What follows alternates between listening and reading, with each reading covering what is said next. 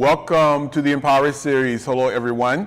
I am so excited today because we're going to talk about a gentleman that you may not have heard of before, but is a pioneer when it comes to the self-help industry. His name is Earl Nightingale. So Earl Nightingale talked about the strangest secret, and I'm going to tell you what the secret is and why it's strange, but we're going to talk about Earl Nightingale. He has been a big influence on the Empower series. So our mission at the Empower series is to positively impact the world by inspiring people to thrive in every area of their life. And we want them to succeed. So we define the definition of success is what Earl Nightingale has called the progressive realization of a worthy ideal. So that's the influence of Earl Nightingale. And the strangest secret is the core secret of what the Empower series is all about. But I'll tell you more about that later.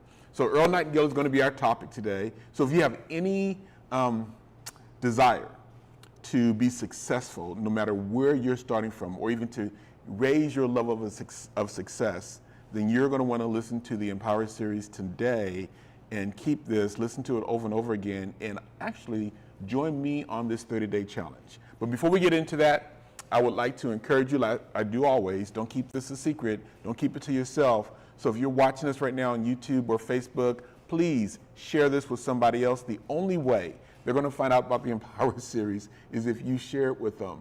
And so don't keep your blessings to yourself. Be a blessing to somebody else. The only way people are blessed is through people. So please bless other people.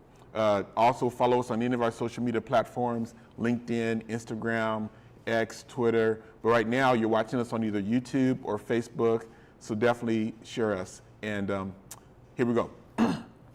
Earl Nightingale. So you might be thinking, who is Earl Nightingale? Get a pen and paper out, take notes. You'll be able to watch this again, but writing it down is going to help you retain this. Earl Nightingale, back in the 1940s through 1970s, he was very, very popular. But Earl Nightingale was from Long Beach, California, so Southern California. He was, at the age of 12, his father left him, and him and his mother were on government assistance. And he had this burning desire to determine, what does it take to be successful? That was it. He spent all of his time at the Long Beach Public Library because he felt that his mother told him that knowledge was very powerful. And so he read books.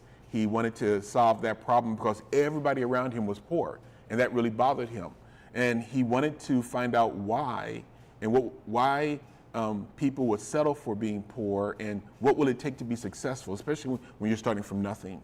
And he figured out that all of the people around him did not have the knowledge. So he spent most of his time at the library, and that was his goal. For 17 years, he focused on what will it take to be successful, and he became the expert on success and what it takes to be successful.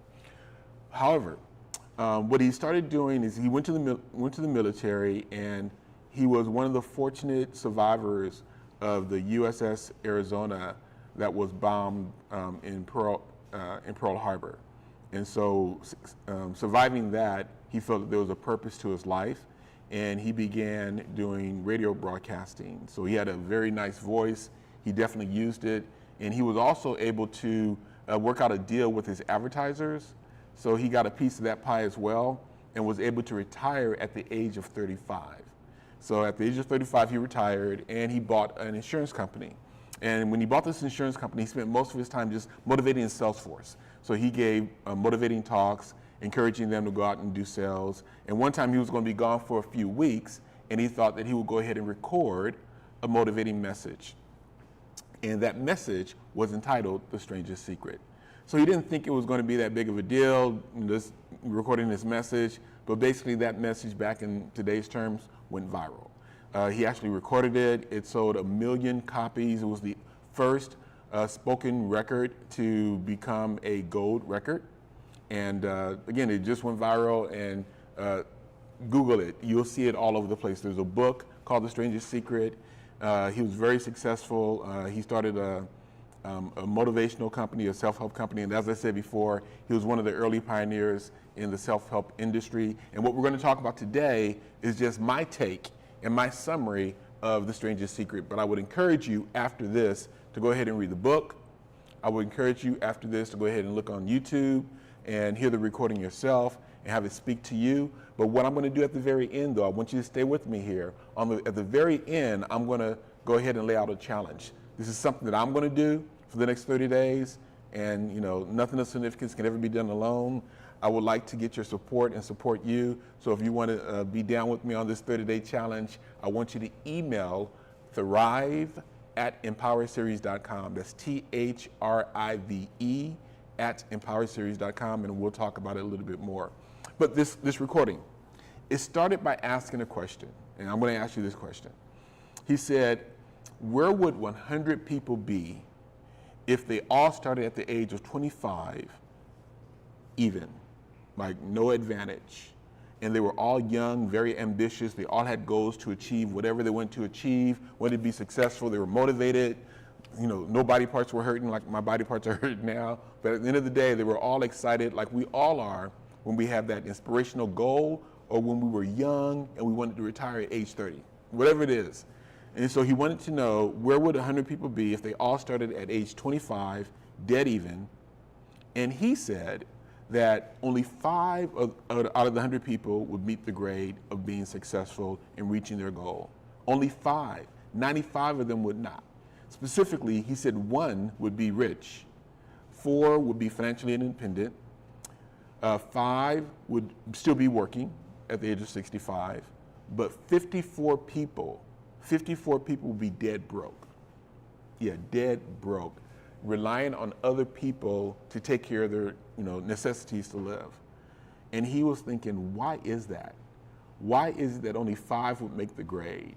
So then I started searching, Googling, and thinking, okay, what's the study? Is there some basis to that? I know when I was an advisor with Ameriprise, we used to say something to that effect about Social Security did a study, and it said that the majority of people are not going to be successful saving enough for retirement, and that's a pretty large number. And if that's a pretty large number, that means it's going to be people who make good money, probably like you and I, who are thinking they're going to be able to retire, but they're not. So I did a worldwide search for any study that supported those numbers. And I didn't find a study that supported those numbers, but I did find 4 things that tells us that he wasn't too far off. There are studies and trends that support what he says.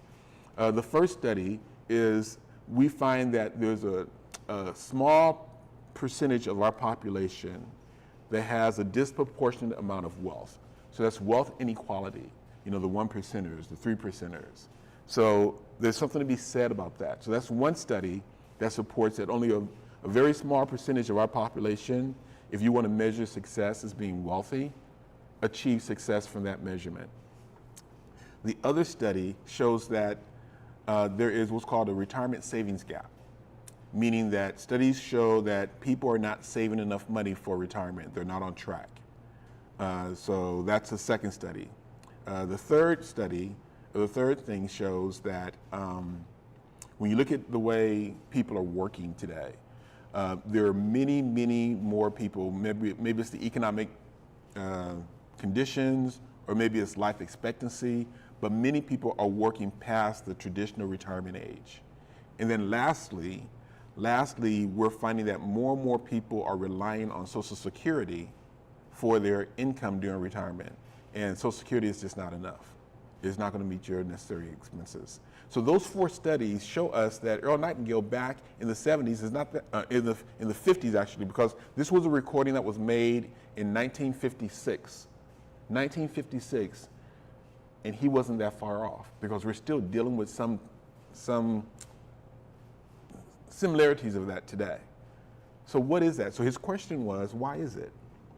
What's the deal? Why are so many people, when they start dead even and ambitious, not doing it, not cutting the mustard?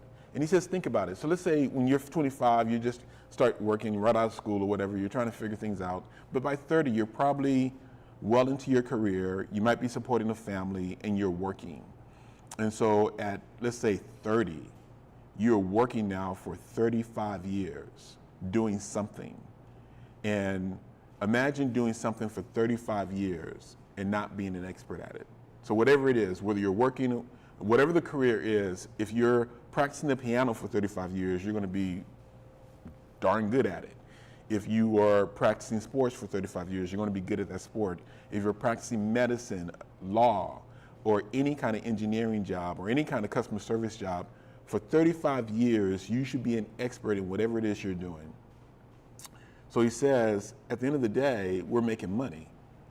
And so why is it after 35 years of working that we are not an expert in managing money and being able to live financially independent after 35 years of earning money?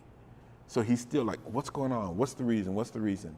So he starts diving into it, and he says, that 5%, are they more courageous than anyone else? You know, there's a number of different points he's making, but one of the things he talks about is it takes courage to achieve your goals or to be successful and be consistent. And so he says the opposite of courage is not fear. He said the opposite of courage is actually conformity. And that's one of the reasons. He says the majority of people conform. They conform to the 95% that are not achieving their goals. And why is that? Why are people conforming? So if you ask 9 out of 10 people, why do you wake up? Why did you wake up today? The majority of them are going to say, I don't know. Which is, I don't know, like, what's driving people? Well, I got to go to work. Okay, and you go to work in the morning. So why do you go to work in the morning? Because pretty much everybody goes to work in the morning. It's like we're walking through life sleepwalking or dreaming, not intentful with our goals. So that's one of the reasons he comes up with. And then he just says, well, basically, what is the problem? And he starts this in the very beginning. He says, for many people, the reason why people do not achieve their goal or they're not being successful, they don't get what they want, is because people and men just do not spend enough time thinking. Actually, he quotes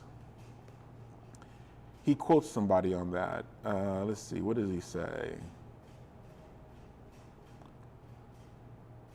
He said that, what is wrong with men today? And Albert Schweitzer, I'm butchering his last name, but he's a doctor, a Nobel Prize winner. He was asked that question, you know, what's wrong with men today? And the great doctor was silent for a moment, and he said, men simply don't think. So now he's teasing with the reason why most people don't achieve their goal. He says, this doctor, Nobel Prize winner, says that men don't think. So what does that mean? And he said simply that when you realize what happens and what we are seeing in this world, I say it this way. Our world is just a manifestation of our ideas. So our reality of life is printed on our minds. That's another way of saying it. So whether it's relationships, whether it's finances, whether it's a career, a lot of times we think that the outside circumstances affects us greater than internally, but this is an inside-out game.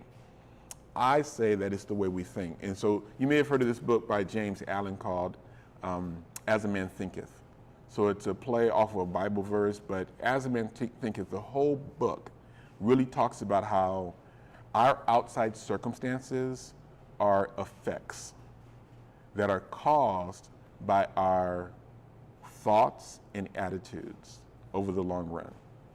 And so it gets back to thinking. Why are only 5 out of 100 people being successful? Because we as a group don't think enough. We think that, we think that our outside circumstances affects our predicament more so than ourselves. There's another book called The Science of Getting Rich by Wallace D. Waddell. He said that one of the hardest things that we have to do as human beings is to believe in the truth of our imagination. So believe in the truth of whatever vision or desire that we have inside of us when our outside circumstances are contrary to it. So if you want to be out of debt, for example, and you mired in debt, or you want to be employed and you've gone on 1,500 interviews and you're not getting any kind of employment, or you want to be successful in your business and you've tried everything that you know to try, but you're not getting the result. But you have a desire and an image and a vision of what you want to accomplish, and it's contrary to your current circumstances. That is the hardest thing, to believe in the vision and believe in your image of what you want to accomplish. Another speaker, Dr. Nicola Beach, said that our vision is very important, and visioning is not about feasibility. It's about, our vision is about visibility. So we need to be able to see it and not necessarily feel like, okay, I know how it's going to happen. We need to have the vision, the faith, and do the action, and know that the feasibility of that is going to happen if we stay focused on our belief and our dream and our vision. So all of these things are pointing at what he feels the reason is that 95% out of 100 people, or 95% of our population, do not make the grade, do not achieve their goal, because they're being more influenced and they're conforming to the people who are not achieving their goal. So it goes back to this. Here's the simple truth he says. He says, we ultimately become what we think. In the long run, that's it. We ultimately become our most dominant thoughts. And he says that's not why this is the strangest secret, is because that what I just told you is not really a secret. You can see it in all secular books. You can see it in the Bible. Actually, I'm going to quote you a few things in the Bible right now that says that same thing. So we talked about the book, As a Man Thinketh. I'll get to that. But Proverbs 23:7 says, for as he thinks in his heart, so he is. Romans 12:2, do not be conformed to this world, but be transformed by the renewal of your mind, that by testing you may discern what is the will of God, what is good and acceptable and perfect. So this is the Bible, whether you believe in the Bible or not. I'm just going to finish this, but then there's some secular quotes as well. So finally, brothers and sisters, this is Philippians 4:8. So finally, brothers and sisters, whether it's true, whatever is true, whatever is noble, whatever is right, whatever is pure, whatever is loving, whatever is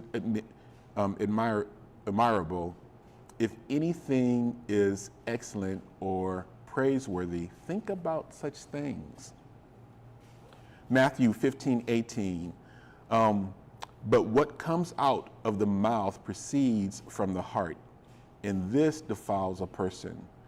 Corinthians 10:5, we demolish arguments and every pretension that sets itself up against the knowledge of God, and we take captive every thought to make it obedient to Christ. So again, all of those things are saying pretty much the same thing, that it's an inside-out game. So whether you believe in that, or whether you believe in Norman Vincent Peale, the power of positive thinking, or like I told you, James Allen, As a Man Thinketh, there's all of these scholars and Socrates that all say the same thing, that this is an inside-out game. What we predominantly think will eventually manifest itself. I say it to where life is a manifestation of our ideas. What is your future is written in your mind, your mindset. So if you're not seeing the things outside of you that you really want, then we got to look at what's the solution. So Earl Nightingale goes in a little bit more deeper, and he talks about what he has done, because what he did before he bought this insurance company, I don't know if I told you, he retired at age 35. So at the age 35, he was successful enough to retire. So we need to be listening to, okay, so if you want to retire early, what did he do to start being on government assistance, single parent at 12, and did an exhaustive study about what it takes to be successful, came out with the solution and applied it in his life. So that is what I'm going to share with you. What he did to become successful, and what are the principles of success, because that could be in anything. So he first says you got to have a goal. So you got to know why you're waking up, right? If you're just waking up because you're following the majority of people, then you're probably going to end up being in the 95%. So you've got to have a purpose. And the one way of looking at this is every single one of us, there's 8.12 billion people in this world. I believe, and you can subscribe to this, I believe that every single one of us are unique. Every single one of us is unique, basically. We have a unique purpose. We were given that at birth, and it's our job to discover that and fulfill it and to live it. So that being said, if you believe that you are unique or you have a unique calling, I believe we do, then the world is waiting for us to live that out. And if the world is waiting for us to live that out, why are we not living it? And we're not living it for a lot of reasons. We're probably scared. We don't know what to do. We don't know what our purpose is. And so I'll talk to you and I'll step you through how to find that out in another session. But you got to believe that, number one, you are unique. The world is waiting for you. And there's a unique message. And there are people in this world that's waiting to be touched by you. So that's number one. So let's find out what that is. What are your goals? What do you want to accomplish? What are your deepest dreams and desires? So you have to have them. And so if you don't have them, you're probably drifting along and conforming to what you're seeing on TV, what's on TikTok, what's on social media. You're being flipped around like a boat without a clear direction.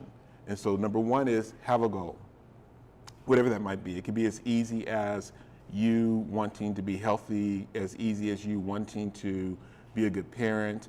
And so going back to the definition of success is if you are progressively realizing a worthy goal, then you are successful the minute you have decided on your own, not being influenced by what other people want you to do, what your parents want you to do, but you have decided from quiet reflection, this is my purpose. This is what I want to do in life, and this is what I'm going to do. This is my calling. Once you've identified that, and you have now taken any kind of step, whether it's education, going to school, relating with people, saving money, whatever that might be, if you're progressively achieving that, then you are successful. That's the definition of success. We're not going to wait until you arrive someplace, because we'll talk about the journey being more important than the destination. But if you know what you want to accomplish, you're already ahead of the game. Already. Because like I said, 9 out of 10 are waking up thinking, what am I going to do? I don't know. Let me look at my phone. Let me look at what's on TV. Let me follow the politics right now. There's war all over the place. What are you going to do? What is your purpose? What I wake up thinking, I have a lot of personal goals that I'm focused on, but one of my goals is the Empower series and putting out there good content that is positively impacting the world by inspiring people to thrive in every area of their life. That's my purpose. I wake up thinking about that. I wake up thinking, what can I do to collaborate with partners and do more to reach out and make a bigger impact and be better at making that bigger impact and doing that well, so that whenever my time is up and this idea is given to somebody else, then they can be a better steward of it as well, and they can make it grow. So what is your purpose? What is your calling? And I would tell you that I wasn't always doing the Empower series. So I was growing up as a kid in South Central LA as well. I went to college, I was playing football, got injured.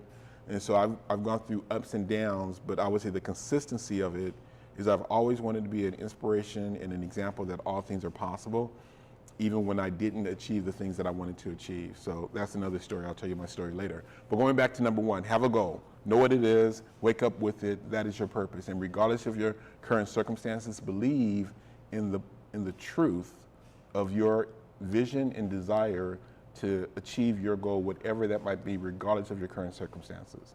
Step number one. And success is defined by the progressive realization of a worthy goal. So some of the other things that Earl Nightingale says in the story is that many people define wealth as material stuff, money. And he says, so if it's as simple as, and history has shown us that we are what we think about, then why isn't everybody successful? And he says, well, that's why it's the strangest secret, because it's really not a secret. We all know this, and that's what, and people aren't doing it. That's what makes it strange. So it's the strangest secret because it's not really a secret. People know it, but they're not doing it. So what's the key? Doing what you know you need to do, regardless of how you feel about it. That's another session. So he talks about what people tell me about. Everything that we do here is for the community is free. So our workshops are free. Our digital content, you're on YouTube watching it, you ain't paying nothing right now. So it's all free. So some people get this twisted. They think what gives things value is the cost for them. And Earl Nightingale says that's not true. He says that the most precious things in life are free. And we tend to discount those things that are free because we don't pay any money for them. And so that's what he thinks it is. He says, the things we're given at birth, I'm looking for this so I can quote him exactly, but the things that we're given at birth, like our mind, we didn't pay for. That's standard equipment, right? So it came at birth. It's free. He says other things that we place little value on, that are free, it doesn't cost money, are things like our soul, our body, our hopes, our dreams, our ambitions, our intelligence, the love that we have for our family, our children, our friends. All of these things are priceless. Money can't get any of this stuff. But the things that we can buy with money is really cheap. Like the house, anything that we can buy with money, we can get again. So our house, our car, our clothes, we can lose all of that stuff and we can get it again. But we can't lose our mind and then pay for that. We can't lose people who are important to us, our family, our friends, and get that back. We can't lose our dreams and our ambitions and feel like money can solve for that or make us happy. So we got it twisted. And he said that's the paradox. The paradox is that the things that we give a lot of value to are really the things that are not that valuable. And the things that we don't give a lot of value to, like our mind and the things that are priceless, we diminish. And that's one of the reasons why people are not focusing so much on their dreams and the things that are priceless. So how do you flip the switch? So there's a number of things you can do, right? Number one is you can follow me in this challenge. And that's why I'll just jump to the challenge right now because it's going to be a while. So there's 3 things. You can do like the easy challenge of just 3 steps, which is not that easy, but it's easy to understand, but then doing it is going to be difficult. So step number 1, he says, is to simply write down your most important goal. And you got to be specific about that. You got to be smart. Has to be specific. It has to be measurable. Has to be attainable, time bound, or relevant and time bound. So what might it be? I want to double my income. So you got a dollar amount, whatever your income is. I want to double my income over the next 12 months. Or I want to acquire some level of education, which is going to take you enrolling in a class and going through a curriculum, or maybe reading a book and doing the work study, or doing something to where I want to increase my knowledge. I want to become healthier by working out.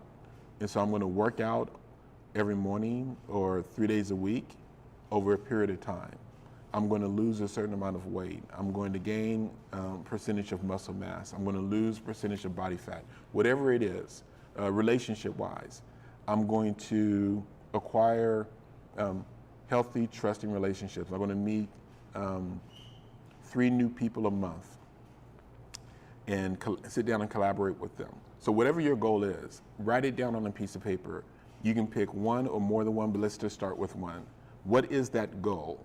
So step number 1 is to write it down and look at that goal in the morning, look at that goal at night, and then throughout the day, carry it with you and look at that periodically throughout the day. So what does that do? That simply puts your goal on your mind. Because a lot of times we wake up in the morning and we're trying to go to work. We're at work, we're doing whatever the job description tells us to do for the next 5 hours. We take a break, we take lunch, we take breaks, and then afterwards we're at home, we're like, man, I'm so glad I'm home. Let me rest, let me turn on the TV. So we're going through the day, not really focused on our goal, but focused on all the external things that are around us. So step number 1 on this 30-day challenge is that every day, look at this card in the morning, several times throughout the day, and look at it at night so that your goal is on your mind, whatever your goal is. So that's step number 1, okay? Step number 2 is we always have thoughts. So our thoughts are typically not empowering thoughts. We think that we have fear, and we think that we're not worthy enough to achieve our goals. One of the things I like is during this time watching the Olympics, because the Olympics, if you look at the story of these athletes dedicate their time over years practicing to achieve their level of greatness, and then they have a chance to go to the Olympics. They're Olympians, and then they show, right? And if they don't make it, if they don't make the gold or the silver or the bronze, got another 4 years of work. But whatever it is, during that time, they cannot entertain that they cannot achieve their goal. They cannot entertain fear or doubt, or they're not capable, or they're not worthy. But yet we do that every day. So we may have a goal, but then somewhere in our mind, our self-talk is telling us, I'm not good enough, or we're scared. We want to conform. We don't have the courage to do in spite of our fear. And so what I would ask you is, whenever you have those thoughts, what Earl wants you to do is wants you to close your eyes and visualize the opposite of that negative thought. Visualize yourself achieving your goal, whatever that might be. So whether that's you saving money, whether that's you're getting out of debt, whether that's you applying for a job and getting it, whether that's you doing a presentation at work and getting it, whether that's you being healthy, whether that's you losing your weight, whether that's you gaining your muscle mass, whatever that is, visualize yourself doing it. So you got to catch yourself. You got to be aware of your thoughts. And the minute you have it, switch it, close your mind, think of something positive. That's step number 2. Number 1, you've got to have a goal, write it down, look at it all the time. Number 2, whenever you get any kind of negative thought for your goal, switch it. And he says, here's the thing. If you're doing it day 1, day 2, day 3, you get a negative thought, man, I got to switch that. Then he says, okay, start your 30 days over again. And be willing to pay the price. So this is, if you want to be part of the 5 and not part of the 95, and you're thinking any part of this challenge is going to be difficult, so I'm going to do this challenge with you, then are you willing to pay the price? Which is the third thing he said. You got to be willing to pay the price. So the third thing he said on this challenge is this. A lot of times people want money, and they go like, okay, I got to figure out how to make money. How can I make money? And he says, look, you got to twist it. We don't make money. The only place money is made is in the mint, right? And you're not a mint. You earn money. And so there's a way of earning money. He says the 2 things that he wants you to focus on is the step number 3 is every day, do more that is expected and increase your level and quality of service. Every day. What can you do to increase your level and quality of service? He says the only way you're going to get more money is if you increase your level and quality of service. Then you will earn money. Because don't get it twisted. People are thinking, man, I want to like sit back and make money by doing less. It doesn't work that way. You gotta, Zig Ziglar talks about pumping water out of a well, and you gotta prime it. That means you do a lot of pumping. You're doing a lot of pumping, ain't nothing coming out, but you just pumping. That's like you having a vision and a dream, and your circumstances, it ain't showing no results, but you gotta pump, you gotta believe, you gotta keep pumping, gotta keep pumping. At some point, once you start pumping and you get into the habit of pumping as a habit, and it doesn't matter what the result is, you just pumping because this is your journey, all of a sudden you get that water coming, you just keep pumping, the water just keeps flowing, and you don't have to pump as hard as you were when you in the very beginning.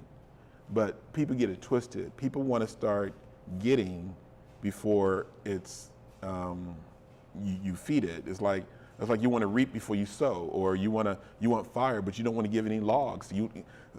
They got it backwards. This is like we value the things that we pay for, and we don't value the things that are priceless. So we just got to swip the switch on that. So there's 3 things. The challenge is have a goal, write it down, look at it all the time. Very simple. Number 1, monitor your mind. When you have a negative thought, immediately be aware of that and just think the opposite. Envision yourself being successful. 3 is always look for how you can be of service. How can you give more? How can you give more and increase the quality of your giving? And you will receive in return. So that's the simple. That's like the push-up on your knees, okay? But join this with me. If you want to join it with me, all you got to do is email thrive@empowerseries.com and say you in. You don't have to share with me your goals if you don't want to, but we can touch base with each other on a daily basis. I'll let you know how we can communicate. but I'm doing this challenge with you because I've got goals, I got aspirations, I got dreams, and I'm battling every day, waking up in the morning. First off, thanking God that I woke up. Like Michael Collier says, when you wake up, you've already won. Because there are people who went to bed, didn't wake up this morning, right? They had dreams and goals, they had plans today, and they're not waking up. So the fact that we're up, we can win. And our girl, Bridget Taylor, talks about, hey, every day is a good day. You know, she's battling MS. So some days she wakes up and it's good. So okay, let's go at it. Some days she wakes up and it's not so good. It's not so, whatever that is, whether it's physical or mental, it's not that good. But you know what? It's still a great day. It's an opportunity for us to show how strong we can be and show others how strong they can be, right? So I look at those two shorts every day. I wake up and I think about what can I be grateful for, and I write down at least 3, sometimes more. But I focus on that. I look at my vision board, I look at my goals, and then I start my workout. And if there are times where I don't do that, because consistency is the biggest key, then I get back on it and I do it immediately when I think about it. So join me on that. So here's the full push-up though, okay? So the full push-up has more steps, but it's all pretty much the same. So step number 1 is to write down your specific goal on the card. See, so it's pretty simple. Step number 2, focus on your goal each morning, day, and night with a positive mindset. Like I said, your mindset has to be positive because your future, your reality is written in your mind. It's an inside-out game. Replace negative thoughts with you visualizing you achieving your goal. So those are the top 3, right? But here's the other thing. Throughout the day, maintain a positive, cheerful outlook. That's tough. So maintain a positive, cheerful outlook at all times throughout the day. And then give more of yourself to others. That's what I said. So think of how you can give more. Think of how you can be of greater service. Think of how you can increase your quality of service. And read inspirational books during your spare time. So a lot of times you might have the TV going on in the background. You can have a positive podcast going on in the background. You can have a sermon going on in the background if you listen to sermons. You can have an audible book going on when you're driving to work. So there's all these different things, but read inspirational books during your spare time. And then the last thing is to stay calm and avoid any kind of worry. And so I say that because I may have shared with you last time that I'm wrestling with some relationships in my family that are not as I would like them to be. So first, I've got to believe in the vision of how these relationships can be, and not be worried when I don't see behaviors and activities that's leading to the vision that I want it to be. So I've got to be calm. And even when stuff just happens to you throughout the day, so you drive in and somebody cuts you off, or your boss somebody raises their voice at you and go like, ooh, boy, I don't like that tone. You know, you got to roll down the window and put that out the car. Whatever it is, you always got to stay calm.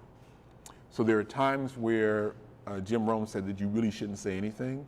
One of the times is when you are upset, or when something is rubbing you the wrong way, or you feel like somebody has disrespected you or not listening to you.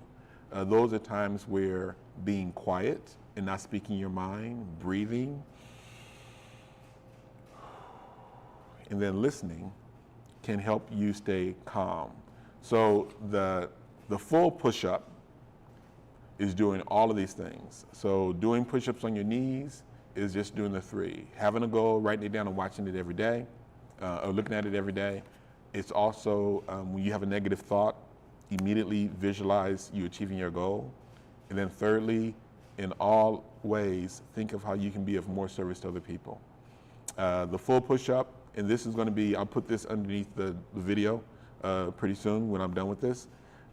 It's writing down your goals, focus on your goals each morning, each night, and throughout the day. Replace your negative thoughts with visualization of positive things.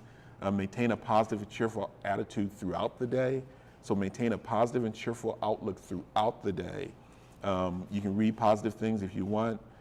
Give more of yourself to others.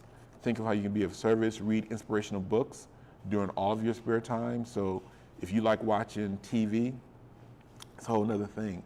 TV is watching other people who are making probably more money than you are, living their life.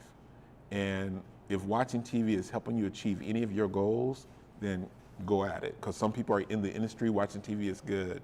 But in most cases, watching TV is a distraction. If it's not inspiring you in one way or another. So watching the Olympics may inspire you, but in most cases, watching TV, if that's not one of your goals, is distracting you. So read inspirational books and then stay calm and avoid worry. I encourage you to join me on this challenge. I'm doing it for the next 30 days because I have some goals that I need to get out of my, if you heard about my past, in past podcasts, someone moved my cheese. So I've got to do something new. I'm doing some new things that's making me uncomfortable, and I'm following Earl Nightingale's 30-day challenge, and I would like you to join it with me because nothing of significance can be done alone. And if I'm talking to my people, if I have a unique purpose and message, and the people who are out there that I'm supposed to touch, if they can only be touched by me, if the message I have that people need to hear, people can only hear that message from me, I'm talking to you, right? So join me, you're not alone. And as we look at this journey of a 30-day challenge, what we got to do now when we finish the 30 days is start it again. That's right. Every 30 days, we're doing this again. And if you're thinking right now, man, that's what? This is hard. Like, are you serious? Are you willing to pay the price?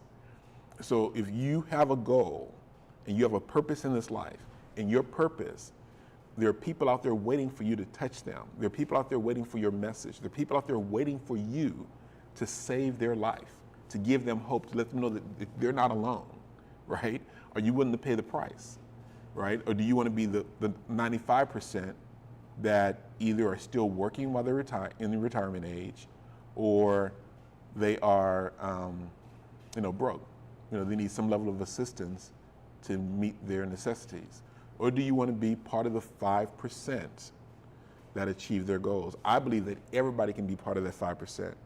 More people can be part of that if they're willing to pay the price and they're willing to do the things like this. So whether it's Earl Nightingale, whether it's you and your Bible, whether it's somebody else that you're meant to hear, cool, just do it. But I do believe that this is an inside-out game, that life in your life is a manifestation of your ideas, and the test is to believe in the truth of your ideas and the vision of what life can be in the midst of your present circumstances being completely opposite. So if I, or the Empower series, or anybody in our team can help you believe in the truth of your vision and can help you thrive and inspire you with hope, inspiration, education, or connection to any resources to help you take that next step, we all in. We all in. So I want to thank you for spending time with me today. I hope that this message touched you in the right way, that this message, you've heard it in the right way, and you know of somebody else that you can be a blessing for. And so if one of the tasks is to see how you can be of greater service and greater quality of service, then I would say take this message, if it's meant to be, and share it with everybody. And join me on this 30-day challenge. Until we meet again, I want you to be empowered and inspired to thrive. And I'm looking forward to us working together and sharing more, and us being an example that all things are truly possible.